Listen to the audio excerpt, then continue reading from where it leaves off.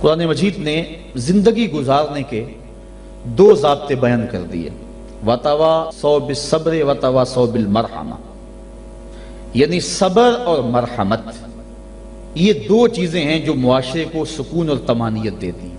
یعنی معاشرے میں دو طرح کے طبقے ہیں، ایک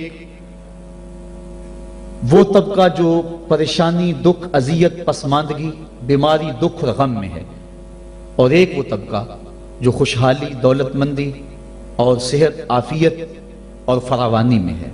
اب دونوں کی ذمہ داریاں قرآن نے بیان کر دی۔ اگر ہم اس پہ آ جائیں اور قرآن کی اس تعلیم کو سامنے رکھ کے اپنے معاشرے کی راہیں درست کرنا شروع کر دیں تو ہمارا معاشرہ جنت بن جائے۔ جو بیمار ہے، پریشان حال ہے، دکھی ہے، اس کو قرآن تاکید کرتا ہے تو صبر کر، اور جو خوشحال ہیں، دولت مند ہیں، صحت عافیت سے مالا مال ہیں، ان کو قرآن تاکید کرتا ہے تم رحم کھاؤ۔ اور اگر مصیبت زدہ صبر کی کوشش شروع کر دے، اور جس کے پاس دولتوں کی، عافیتوں کی، صحت کی فراوانی ہے، وہ دوسروں کے دکھ بانٹنا شروع کر دے، تو آپ بتائیں کہ معاشرے کے اندر کتنا حسن پیدا ہو جائے۔ لیکن ہم نے کبھی اس نظر سے دیکھا ہی نہیں۔ عید الفطر کے موقع پہ پچھلے سال اس پر مفصل گفتگو کی تھی، جو احباب وہاں موجود تھے انہیں یاد ہوگا کہ ہماری عید کیا ہوتی ہے۔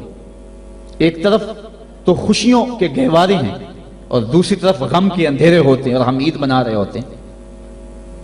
ہماری عید جو ہے وہ غریبوں کو، پسماندہ لوگوں کو، پریشان، دکھی اور بیماروں کو، ان کو اپنی خوشیوں میں شامل کرنے کا نام حقیقی عید یہ ہے۔ اپنی خوشیوں کو خرید لینا اور اپنی خوشیوں کا متوالا ہو جانا، یہ ایک مومن کا مزاج نہیں ہے۔ وہ دوسروں کو ساتھ لے کے چلتا ہے۔ عید کے دن کلیجہ پھٹتا ہے جب ایک طرف امیر کا بگڑا ہوا بچہ گولڈن سیب کا ایک کونا کاٹ کے دوسرا کتے کے آگے ڈال رہا ہوتا ہے، اور دوسری طرف بیوہ کا غریب بچہ چھابڑی لگا کے آلو چھولے بیچ رہا ہوتا ہے۔ بچوں کے جذبات تو ایک جیسے ہوتے ہیں، وہ ایک طرح سے سوچتے ہیں۔ ہر بچہ بچپن میں بادشاہ ہوتا ہے۔ اگر امیر کا بچہ کھیلنے کو چاند مانگتا ہے تو یہ آرزو غریب کے بچے کی بھی ہوتی ہے۔ یہ عید کے دن بھی تفریق ہم نہیں مٹا سکتے۔ میں نے کرن نامی اس عورت کی مثال دی تھی کہ جس نے اپنے مزدور باپ سے کانچ کی چوڑیاں مانگی اور وہ کانچ کی چوڑیاں بھی فراہم نہ کر سکا تو اس نے خودکشی کر لی۔ بچی کی عمر 7 سال تھی۔ کیا وہ معاشرے کے کندھوں کے اوپر بوجھ نہیں ہے؟ اگر ہمسایہ بھوکا سو جائے تو نماز قبول نہیں ہوتی، اور آقا کریم نے تو یہاں تک فرمایا اپنے گوشت کی خوشبو سے ہمسائے کو تکلیف نہ دو، یا تو تھوڑا سا پانی زیادہ ڈال لو اور شوربے ایک پیالی ہمسایوں کے گھر بھی بھیج دو، اور اگر ایسا نہیں کر سکتے تو ایسے وقت میں وہ گوشت پکاؤ کہ ہمسائے کے بچے اگر مچل پڑیں اور انہوں نے ضد کر لی اور غریب باپ ان کی ضد کو پورا نہ کر سکا تو ان کے دکھوں کا مداوع کس کے پاس ہے؟ یہ شریعت کا مزاج ہے۔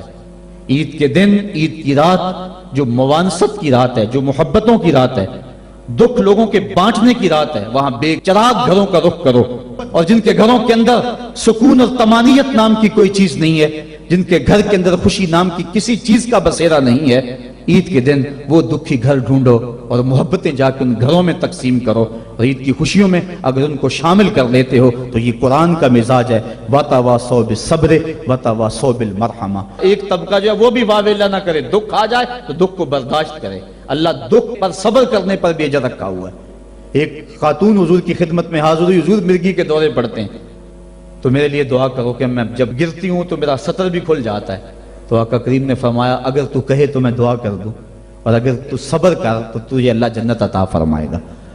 اس نے عرض کی حضور مجھے جنت والا سودا قبول ہے، مجھے یہ مرگی کے دورے پڑتے رہیں لیکن صبر کروں گی جنت مجھے مل جائے، لیکن اتنا ہے کہ عورت ذات ہوں جب گرتی ہوں تو پردہ کھل جاتا ہے، یہ آرزو ہے کہ پردہ سطر نہ کھلے۔ فرمایا ہاں سطر نہیں کھلے گا لیکن مرگی کے دورے بدستور موجود رہیں گے۔ آقا کریم نے اس کو جنت کی بشارت دی۔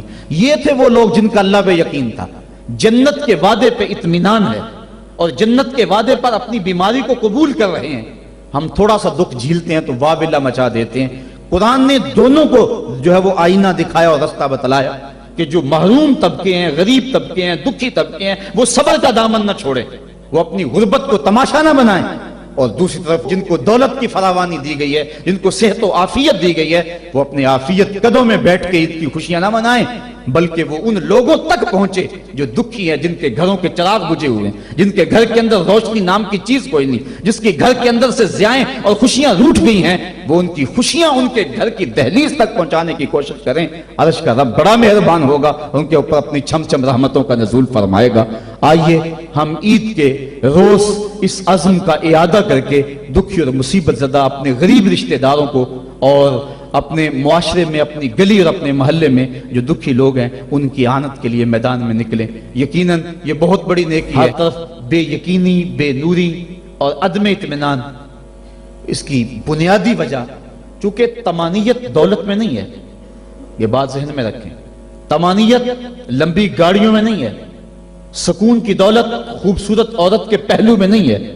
طمانیت تمہیں ملے گی تو اللہ کی یاد میں ملے گی، طمانیت ملے گی تو ذکر الہی میں ملے گی، طمانیت تمہیں ملے گی، سکون کی دولت ملے گی تو قرآن کے دامن سے ملے گی۔ آج اتنا کچھ ہونے کے باوجود بھی رسوائیاں ہمارا مقدر ہیں، ذلت ہمارا مقدر ہیں، اور آج ہمارا وجود امت مسلمہ کے لیے ایک داغ کی حیثیت رکھتا ہے۔ یہ ایک ایسا دکھڑا ہے کہ میں کس انداز سے اس بات کو آپ کے سامنے رکھوں، یہ اندر کی کیفیت ہے۔ اللہ تعالیٰ اس امت کو کھویا ہوا وقار عطا کر دے اور ہم اس جگہ پہ آ جائیں جس جگہ سے ہٹ کے ہم چلے گئے ہیں۔ قرآن فہمی کا نور اگر ہمارے دل میں اترنے لگ جائے تو ہماری زندگی خود بخود سہل ہو جاتی ہے۔ میں کل دیکھ رہا تھا